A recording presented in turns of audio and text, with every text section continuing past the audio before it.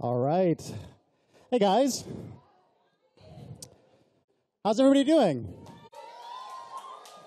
All right. I think we got about half you guys, but I want you to look at these screens and think about that again. How's everybody doing? All right. We are so thrilled you could join us. We have a terrific guest in store for you guys. Any Ed Westwick fans in the house? Yeah, we are really happy he's here to talk about Wicked City. Joining Ed today is going to be our good friend from EW, Robin Ross. But before we get started, we want to check out a clip from the show, but we also want to make sure you guys are ready to hear from Ed. So are you guys ready to get it started? All right, well, let's check out the clip, and then we'll bring him out. Thanks so much.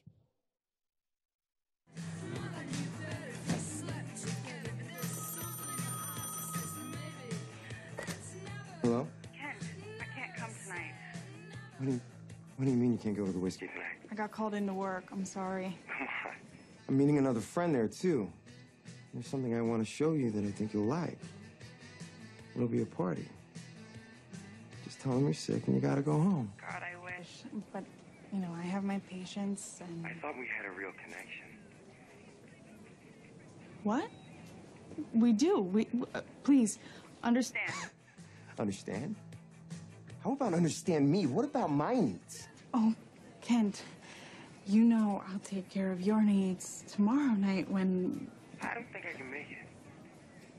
See ya. Wait, Kent. Kent, hello? Ladies and gentlemen, please welcome Robin Ross and Ed Westwick.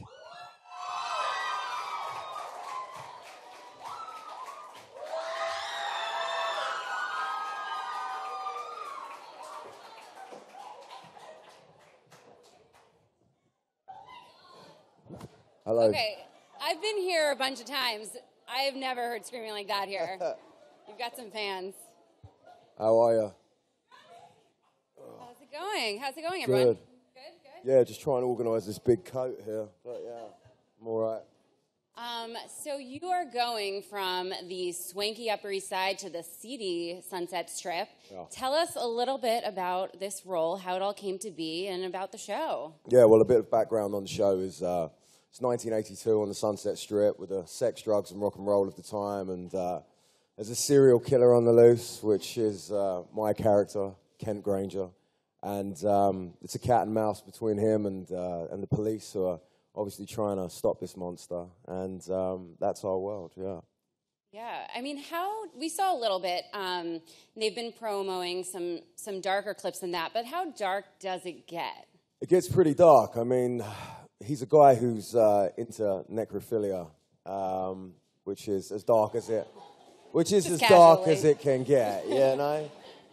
Yeah, so that's pretty out there, and you know, there's a few headless bodies floating around, and so it gets very dark to answer that question. Yeah, I heard that you got nightmares while filming the pilot. Is that true? From time to time, yeah. I mean, it's a little bit freaky, and it's a bit crazy trying to put yourself into the mindset of somebody who's as much of a monster as that guy, you know. So there were one or two uncomfortable moments, but it's part of the sacrifice, I guess. Yeah, well, talk about getting into that sort of headspace of playing a serial killer. Is there something you do to sort of go there, or is it just all a part of the character? Well, I mean, for me, I was, when we started with the project and the character, and I was trying to, you know, create that world and everything like that, I was thinking about, you know, who do we know from real life, from history that was close to this? And I mean, one that stuck out was obviously Ted Bundy, who was known for his charm and his charisma, and his ability to control a room and control people. And I thought that was something that I could use as a reference for my character.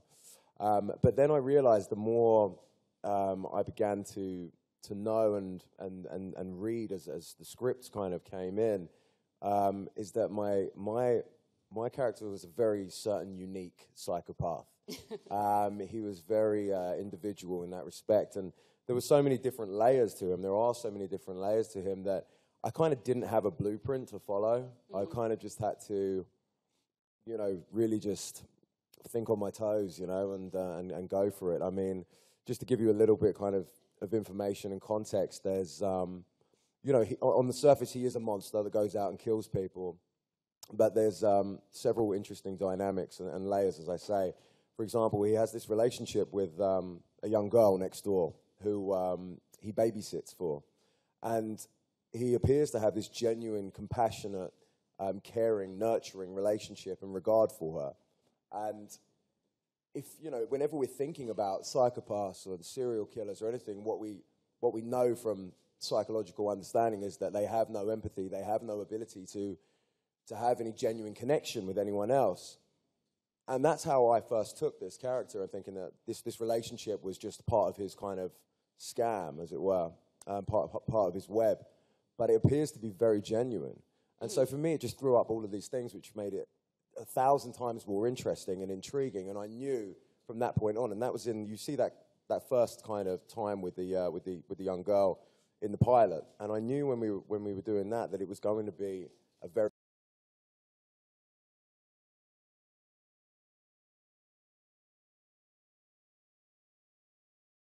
viewers, in a sense, might be rooting for him. I mean, it sounds weird to say, but they're establishing him as this guy who does have other layers besides being a killer. Yeah, it does. I mean, it's funny.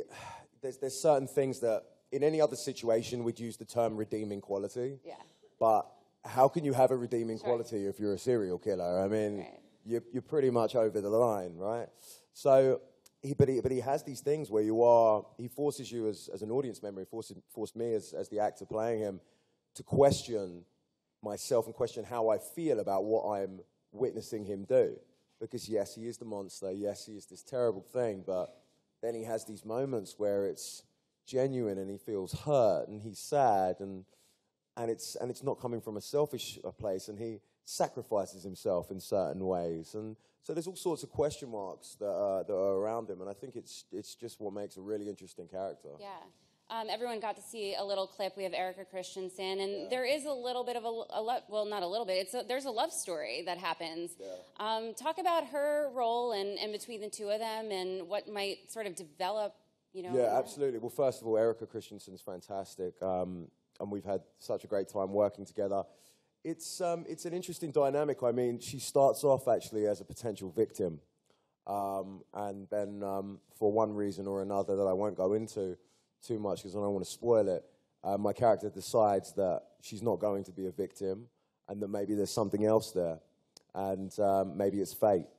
And they start a relationship, and again, I don't know how much I'm allowed to say because I don't want to spoil it too much, but yeah, there's certainly some Romeo and Juliet-esque Bonnie and Clyde stuff going on, and it's a pretty interesting adventure that they go on. Yeah, one of the interesting things about the show is we know who the killer is. You know, a lot of these shows you don't. And we see sort of all perspectives. We see the cops. We see his. So is it less about sort of a cat and mouse game the whole season, or more about the journey of someone who maybe is open to change? Well, I think it's all of that. Obviously, the cat and mouse part is a huge part because obviously we're running riot. Well, my character's running riot around the city, and the police have to get their man. You know. But, you know, he's no fool, and I'm always one step ahead and leaving a very interesting trail along the way. But as much as there's that story going on, there is the romance. It's like almost like you meet these two people who have just met each other for the first time and just awakened something within each other, and it's innocent in a twisted, not so innocent way. It's innocent in the way that they have found each other and feel for each other, but so effed up. It really is, you know? Yeah, and it's a great ensemble cast. In addition to Erica, Jeremy Sisto, Taissa Farmiga. So talk about, do you get to work, I assume maybe not with Jeremy Sisto as much. He does play one of the detectives, but... it's a great cast, and I'm happy I'm in great company. But yeah, I pretty much strictly work with Erica. As of now. We're currently, in terms of shooting, we're about halfway through our season. So, yeah, she's been wonderful.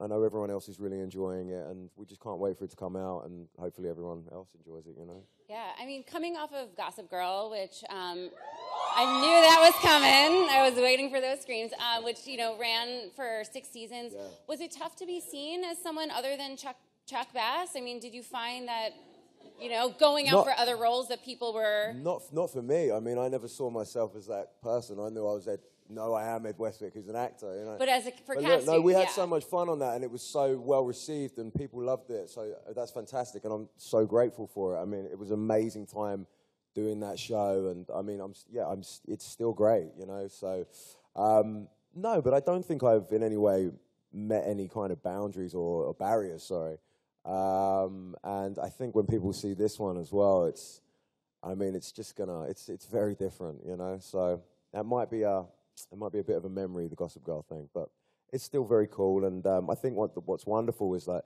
in this generation with Netflix and everything, you know, there's people who like were no way old enough to watch Gossip Girl who are like now like watch it because maybe their sister watched it, or I don't know, somebody watched it in their family or something, or friends or whatever.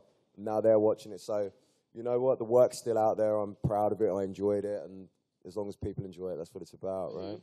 A great part of the show is the 80s, whether that's the music, the wardrobe. Talk about that part of the series. Has that been fun for you? And, I mean, we got to see a little bit of your look. It's more Erica that gets to really rock the 80s. Well, you know what? You've only seen a sneak preview. So, I mean, as the story develops, what is one of the fun things is that my character is a bit of a chameleon. So, depending on who he's dealing with, who he's talking to, and what's going on, you know, he changes up his look. It's kind of like a who do I want to be tonight type thing.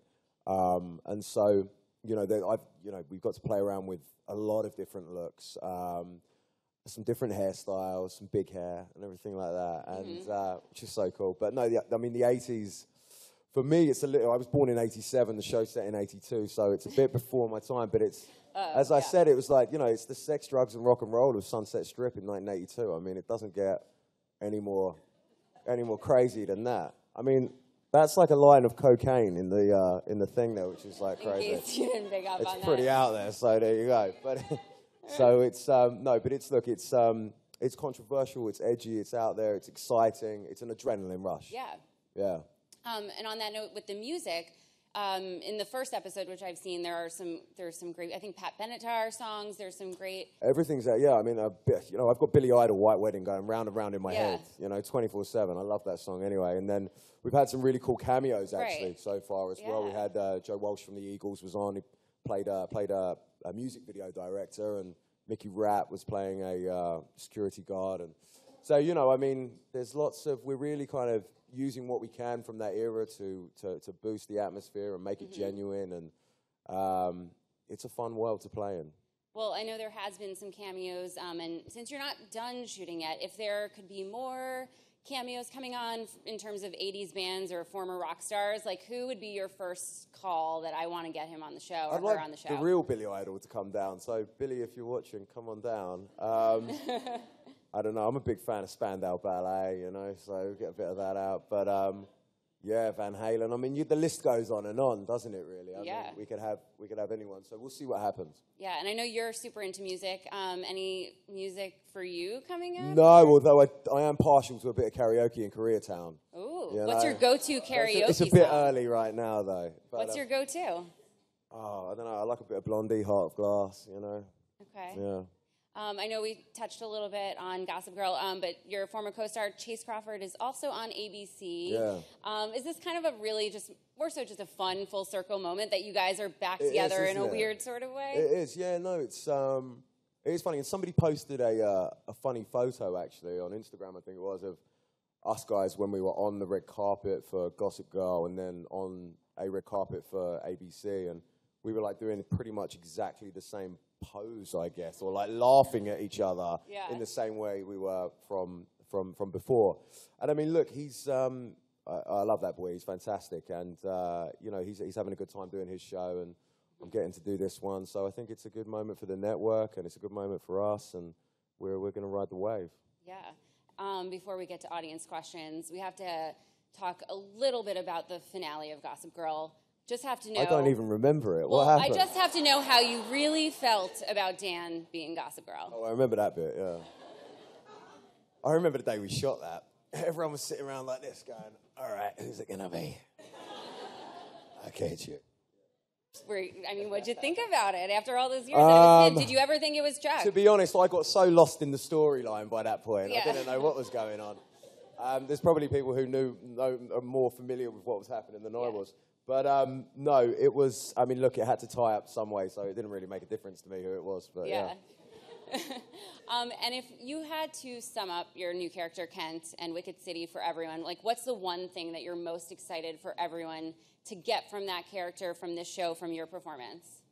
Wow.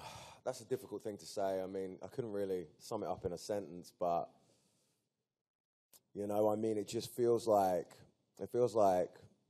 someone's got their hands around your throat, but in a good way, and I just hope everyone enjoys it, really, Are you worried about being the source of people's nightmares come October 27th? Yeah, a little bit, actually, a little bit. We'll see how that goes. We'll see if people cross the street when they walk past me. Yeah. I don't know. We'll see. Okay. I know we have audience questions, so we're going to start to get to those. Oh. Hi, Ed. My name is Angela. Nice to meet you, or kind of meet you. My question was, I've watched a lot of different things that you've been an actor in, and I wanted to know what the difference is or what you prefer acting in a TV show like Gossip Girl or Wicked City versus a movie like Chalet Girl, which is one of my favorites, or Romeo and Juliet. Thank you for your question. Yeah, it's they're both quite different. It's a different kind of format, really. Television's a bit more of a production line. You have to get it kind of done in a certain period, and it's a lot more time sensitive, I'd say. And you get it done, and you get it out there. And then with films, you can kind of end up spending a little bit more time on things. Hopefully, if you've got the luxury of the money.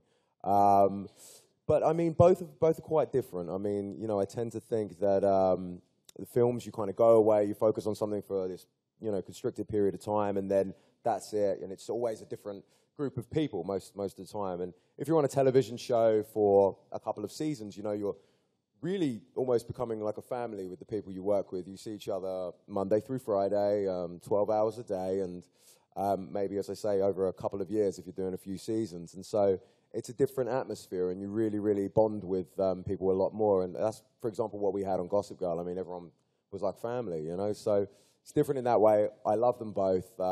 Either way, it's I'm very lucky to be working in this industry. It's there's so much talent out there, and it's very competitive. And so I'm very grateful for either, really. Hi. Nice to meet you. Hello. I admire you so much. Thank you. From an artistic point of view, how did you approach the character every time with so much honesty, with no judgment, knowing that he was such a vicious? You're talking about this character, yeah? Yeah. I don't know if I approached it with no judgment. Look, for me, it's just about bringing it alive in whatever way I can, and I don't know. It resonated so much. It just came off the page. It was just so unique that I felt like, all right, let's just throw yourself into it. And that's the only way, because I don't know any serial killers. I'm not a serial killer. It's okay. And so you just have to kind of go with the flow. I read the script. I thought, right, what do I want to do? I had a few ideas. I mentioned the Bundy thing earlier, and you really just had to go with it. So that's how I approach everything. I think about it. I don't know. When a painter's painting, does he really think about what he's painting a lot of the time? Unless he's obviously painting out of the window, but if it's abstract or something like that, right? So I think about it to a certain degree, and then I just let it flow. So yeah.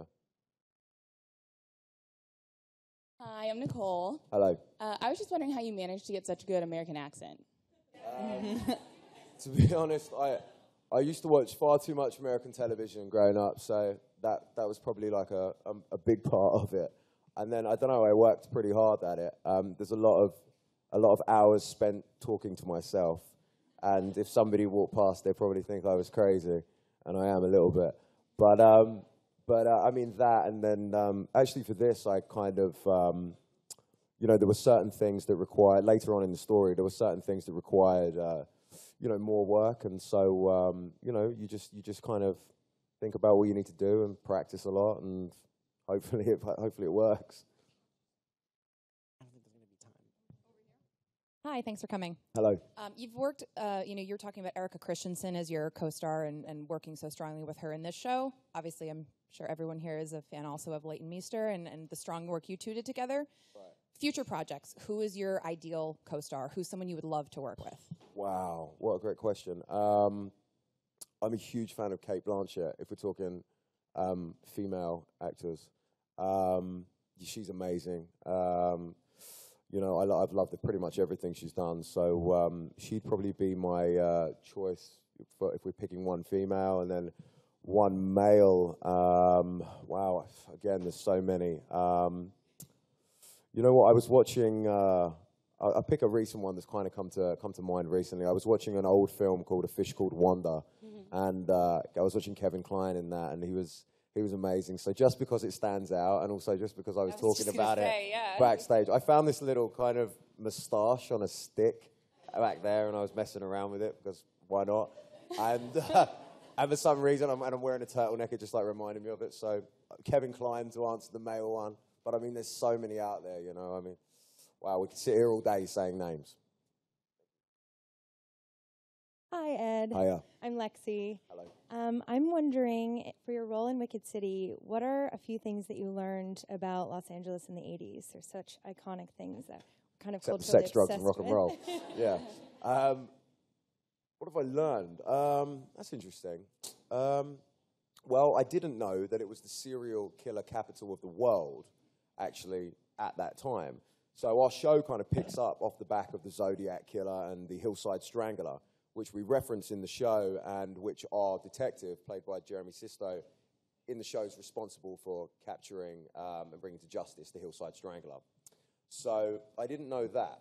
And that was something that kind of blew my mind. Obviously, I mean, it's like any urban place. I mean, there's going to be crime, there's going to be vice, but I didn't know, but to have something as wild and as crazy as being the serial killer capital, I mean, that's just such a crazy thing to get your head around. So I learned that, and that was probably it. I mean, I know quite a bit about LA anyway. I was no stranger to the world of the Strip. I mean, anyone who's visited there has gone up and down, gone past the Viper Room and the Whiskey A Go Go, where so many amazing musical acts have passed through.